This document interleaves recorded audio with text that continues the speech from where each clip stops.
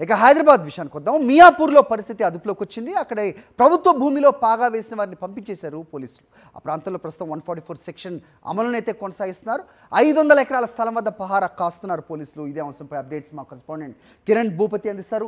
Kiran Bhupathi, so చెప్పండి, మొత్తానికి ప్రభుత్వ భూముల్ని పేదలకు పంచుతున్నారు అంటూ ఒక పుకారు రావటం, దాన్ని ఎంకరేజ్ చేస్తూ కొంతమంది ప్రసంగాలు ఇవ్వటం, తద్వారా పోలీసులపైకి తిరగబడడం, వాటిని ప్రతిఘటించే పనిలో పోలీసులు కూడా లాఠీ చార్జ్ చేసింది. ఈ 4 రోజులు ఇవన్నీ చూసాం మనం. ప్రస్తుతం పరిస్థితి ఏ విధంగా ఉంది అక్కడ, అప్డేట్స్ ఏంటి?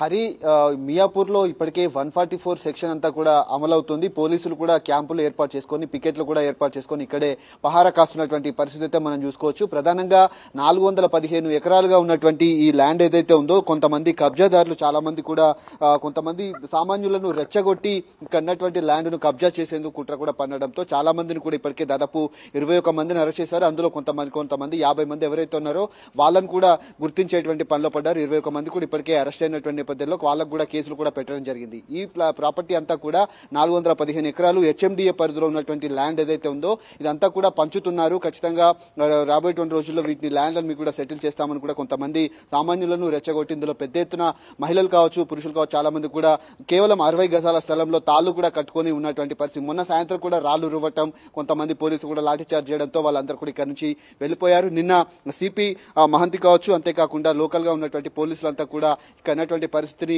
చూపెట్టేటువంటి ప్రయత్నం చేశారు, పర్యవేక్షించారు. బోర్డు కూడా మనం చూస్తా ఉన్నాము. ఇక్కడ ఉన్నటువంటి ల్యాండ్ ఏదైతే ఉందో హెచ్ఎండిఏ పరిధిలో ఉందని కూడా దాన్ని కూడా ఒక బోర్డును కూడా ఏర్పాటు చేయడం జరిగింది. పోలీస్ పికెట్లు కూడా మనం చూసుకోవచ్చు. ప్రధానంగా ఈ ల్యాండ్ ఏదైతే ఉందో పోలీసుల పహారాలో ప్రస్తుతం అయితే కొనసాగుతున్నటువంటి దృశ్యాలు అయితే కనబడతా ఉన్నాయి. ఎవరైనా గనక గుమిగూడినట్టు కనుక ఈ మియాపూర్ పరిసర ప్రాంతాల్లో కనుక ఉంటే 144 సెక్షన్ అమల్లో ఉంది కాబట్టి ఖచ్చితంగా కేసులు బుక్ చేస్తాము, ఎవరు కూడా బయటికి రావద్దంటూ కూడా ఇక్కడ ఉన్నటువంటి పరిస్థితిని కూడా చెప్పేటువంటి ప్రయత్నం చేశారు. నారాయణపేటతో పాటు మెదక్, మహబూబ్ నగర్, వికారాబాద్, రంగారెడ్డి జిల్లాల నుంచి సుమారు ఒకరిద్దరు కాదు, దాదాపు 4000 మంది వాళ్ళ బంధువులు కావచ్చు, ఉన్నటువంటి స్నేహితులు కావచ్చు, చాలా మంది కూడా ఇక్కడ ఉన్నటువంటి ల్యాండ్ ను కూడా ఆక్రమించుకున్నటువంటి నేపథ్యంలో పోలీసులు కూడా రంగప్రవేశం చేసి ఇక్కడ ఉన్నటువంటి పరిస్థితిని కూడా అదుపులోకి తీసుకొచ్చినటువంటి పరిస్థితి అయితే కనబడుతుంది. నిన్నటి నుంచి కూడా కొంత ఇక్కడ పరిస్థితి అయితే చాలా ప్రశాంతంగానే ఉంది అనుకో చెప్పుకోవచ్చు. Hari, okay Kiran Bhupathi, thanks for the inputs. Yeah, thank you everyone. So మొత్తానికి నిన్న సిపి మహంతి కూడా అక్కడ మియాపూర్లో పరిస్థితిని సమీక్షించారు.